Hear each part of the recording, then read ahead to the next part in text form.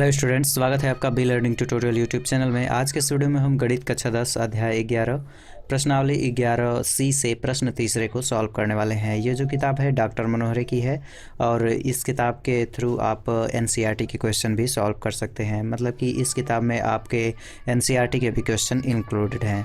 तो अगर आप इस वीडियो सीरीज़ को पूरा देखते हैं तो इस वीडियो सीरीज़ के अंतर्गत आप सभी क्वेश्चंस को कवर कर पाएंगे, चाहे आप एनसीईआरटी लेवल से स्टडी कर रहे हैं तो भी। तो आइए स्टार्ट करते हैं प्रश्नावली 11C से प्रश्न तीसरे को। तो ये देख सकते हैं प्रश्नावली 11C का प्रश्न तीसरा है। इसमें कहा गया है 2 सेंटीमीटर त्रिज्या का एक वृत्त खींचिए। तो सबसे पहले हम एक स्केल ले लेते हैं और एक प्रकार ले लेते हैं। प्रकार की सहायता से हम 2 सेंटीमीटर नाप लेते हैं, ठीक है, क्योंकि हमें कहा गया है प्रश्न में कि 2 सेंटीमीटर त्रिज्या का एक वृत्त खींचिए। तो ये हम 2 सेंटीमीटर माप लेंगे, ठीक है। उसके बाद से हम कोई एक बिंदु ले लेंगे जहाँ से हम इस वृत्त की रचना करेंगे। तो हम बिंदु यहाँ पे लेंगे, ठीक है। ये कुछ इस तरीके से हमने एक बिंदु ले लिया है और इसी बिंदु के सहारे हम एक रचना करेंगे 2 सेंटीमीटर त्रिज्या के एक वृत्त की। तो ये हमने 2 सेंटीमीटर त्रिज्या का एक वृत्त की रचना कर ली है। उसके बाद से कहा गया है वृत्त के बाहर 4 सेंटीमीटर दूरी पर कोई एक बिंदु पी लीजिए। तो सबसे पहले हम एक स्केल लेंगे और जो हमने पहला सेंटर माना था, जो हमने 2 सेंटीमीटर त्रिज्या का एक वृत्त खींचा था कुछ इस तरीके से, ये वाला जो ब्लू कलर से है, अब इसका हमने जो सेंटर माना था यहाँ पे, उसी सेंटर से होकर के हमें कितने सेंटीमीटर खींचना है? 4 सेंटीमीटर, क्योंकि प्रश्न में कहा गया है कि वृत्त के बाहर 4 सेंटीमीटर दूरी पर एक बिंदु पी लीजिए। तो ये हमने स्केल यहाँ पे रख करके 4 सेंटीमीटर तक की एक रेखा फिर से इस तरीके से ड्रॉ कर लेनी है, ठीक है। इसके सेंटर से ही जहाँ पे आपने पहला सेंटर पर से इसको पहले वृत्त की रचना की थी, वहीं से आपको 4 सेंटीमीटर की एक रेखा खींच लेनी है कुछ इस प्रकार से, ठीक है। अब प्रश्न में कहा गया था कि ये जो आप 4 सेंटीमीटर की रेखा खींच रहे हैं वही बाहरी बिंदु P है, वहीं पे भी आप बाहरी जो बिंदु है वो P है, ठीक है। अब इस बिंदु P से फिर हमें एक वृत्त खींचना होगा। तो सबसे पहले तो हम इस सेंटर को मान लेते हैं, इस सेंटर को मानेंगे O, ठीक है। अब हमें OP रेखा का अर्धक करना होगा। तो OP रेखा का अर्धक करने के लिए प्रकार लेंगे और पॉइंट O पे रखेंगे। पॉइंट O पे रखने के बाद से आधा से अधिक दूरी लेनी है आपको, देख सकते हैं कुछ इतना, और इसको कुछ इस दिशा में रोटेट करके एक चाप लगाना है। इसको बिना हिलाए डुलाए नीचे की तरफ लेके आना है और फिर से वही चाप नीचे भी लगा देंगे। बिल्कुल वही काम आप वहाँ बिंदु P पे रख के करेंगे, मतलब कि इस बिंदु पे रखेंगे यहाँ पे, और जो आपने ऊपर से आप कट किया था उसी पे एक कट लगा देंगे कुछ इस तरह से, और इसी को बिना हिलाए डुलाए नीचे लेके आएंगे और इस पे एक कट लगा देंगे इस तरह से। एंड फाइनली जो कट मिले हैं आपको उनको आपस में मिला देना है। तो ऊपर वाले का हम नाम देंगे और नीचे वाले का M2। तो फाइनली इसका M1 और M2 नाम हमने दे दिया है। M1 से M2 को मिला देंगे with the help of scale.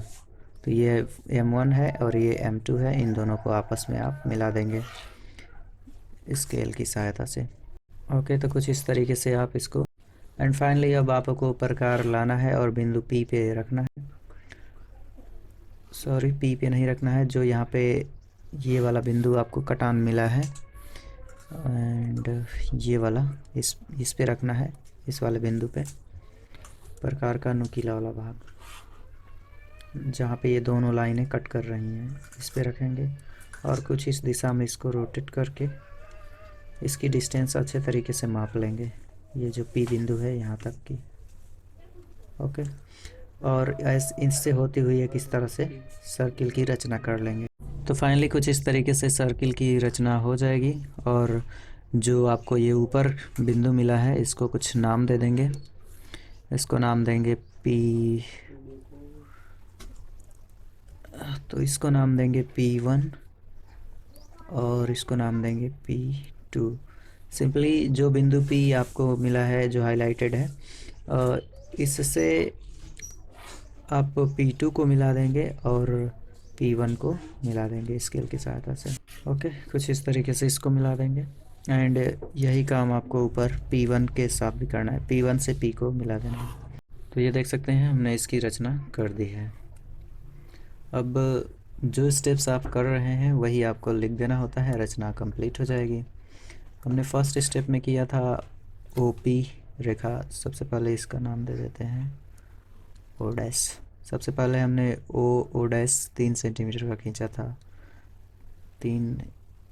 सबसे पहले हमने ओ डैश की त्रिज्या का एक वृत्त बनाया था जो कि 2 सेंटीमीटर था। उसके बाद से हमने ओ पी खींचा जो कितने सेंटीमीटर का था, 4 सेंटीमीटर का था इसकी डिस्टेंस। फाइनली अब बस रचना लिखना है, तो जो स्टेप्स आप करेंगे वही लिख देंगे, रचना कंप्लीट हो जाएगा। तो चलिए देखते हैं रचना इसमें कैसे लिखेंगे। पॉइंट फर्स्ट में हमने यही किया, सर्वप्रथम ओ डैश बराबर 2 सेंटीमीटर त्रिज्या का एक वृत्त बनाया। सेकेंड स्टेप में हमने क्या किया था, बिंदु ओ से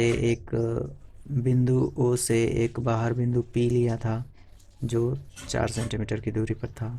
तो पॉइंट सेकेंड में हमने किया था, वृत्त के बाहर एक बिंदु पी लिया जो 4 सेंटीमीटर की दूरी पर था। उसके बाद से हमने ओपी रेखा का अर्धक खींचा था, तो लिखेंगे रेखा ओपी का अर्धक बनाया, रेखा ओपी का अर्धक खींचा। चौथे स्टेप में हमने क्या किया था, जब हमने M1 और M2 को मिला दिया था तो एक हमें पॉइंट मिला था, ये वाला बीच वाला, जिसका हम नाम देंगे यम। ठीक है, बिंदु यम को केंद्र मानकर एक वृत्त की रचना की जो ओ तथा पी से होकर गुजरता है।